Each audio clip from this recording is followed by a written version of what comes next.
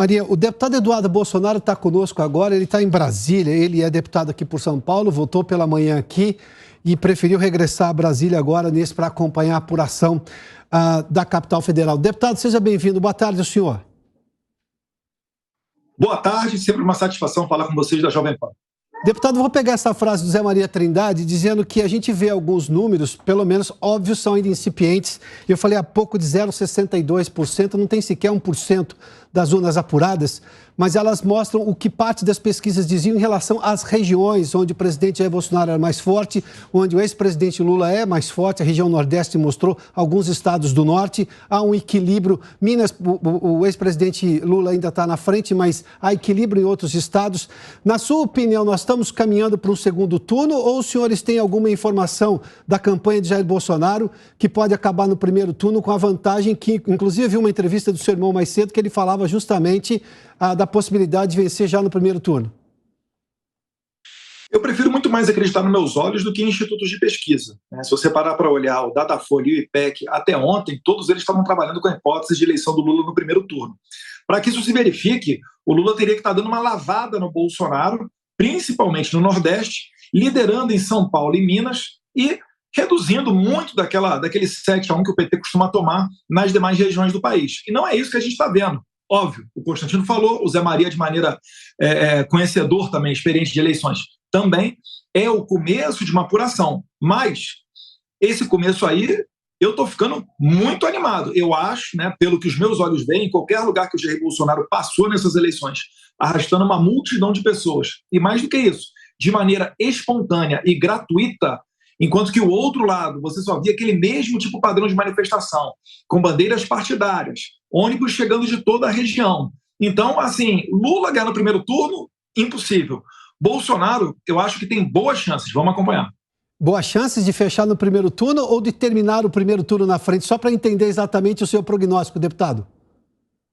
Eu acho que tem boas chances de fechar de acabar a eleição no primeiro turno com vitória do Bolsonaro. Inclusive, se você parar para ver, vários analistas independentes, eu fiz uma live há pouco tempo com o Marco Antônio, de vocês, Jovem Pan, com o Ferri também, e é impossível você imaginar que o Zema, por exemplo, será reeleito em Minas Gerais, beirando aí ou cerca de 60% dos votos, e você dê 20 e poucos por cento nesse mesmo estado para Jair Bolsonaro. E só retornando às pesquisas, tem a matéria do Yahoo, um levantamento feito pelo próprio jornal Yahoo, em 2014, revelando que o Datafolha havia errado mais de 64% dos seus prognósticos para os cargos do Executivo. Em 2018, faltando 9 dias para a eleição, o Datafolha deu 28% do presidente Bolsonaro. E no final, ele sacou um 46%. Então, existe uma disparidade muito grande entre aquilo que o Datafolha fala e a realidade. Eu até creio que não exista tanta boa-fé por trás disso. Se nós olharmos outros institutos de pesquisa, não estou falando qual que está certo, perfeito, mas o GERP, Brasmarket, dentre outros, a disparidade é muito grande, são mais de 15 pontos de diferença. É óbvio que alguém está errando a mão nessas pesquisas. E eu acredito que será, mais uma vez, o Datafolha. Deputado Roberto Mota, nosso comentarista, participa também dessa entrevista. Mota, está aqui o deputado Eduardo Bolsonaro. Seja bem-vindo, Mota, uma vez mais. Deputado, boa tarde. Eu queria a sua impressão sobre o fenômeno que está sendo observado aí por eleitores de todo o Brasil. Eu estou recebendo aqui informações que aconteceu até no exterior. Pessoas ficando 1 hora, 2 horas, 3 horas em filas. Eu nunca tinha observado isso como eleitor. Me causou muita estranheza. A gente tentou entender por que isso estava acontecendo. Eu ouvi de um mesário que isso é um sistema lento e travando muito. Agora parece que surgiu uma outra explicação, que é por causa da biometria, que eu também não entendi muito bem essa biometria, porque eu não cadastrei a minha biometria e de repente apareceu lá um equipamento onde a gente ia colocar o dedo. Queria a sua impressão sobre isso.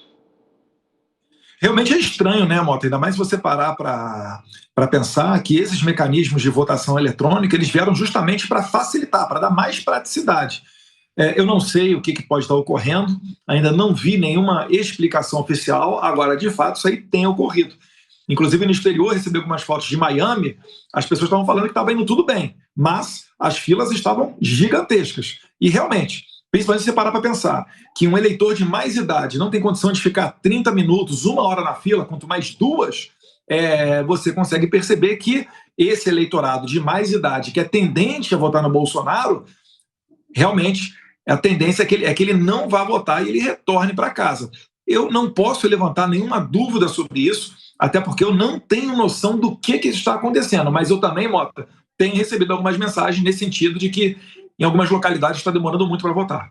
Deputado Eduardo Bolsonaro, muito obrigado pela participação aqui na programação especial da Jovem Pan, na cobertura da apuração das eleições 2022. Boa tarde ao senhor.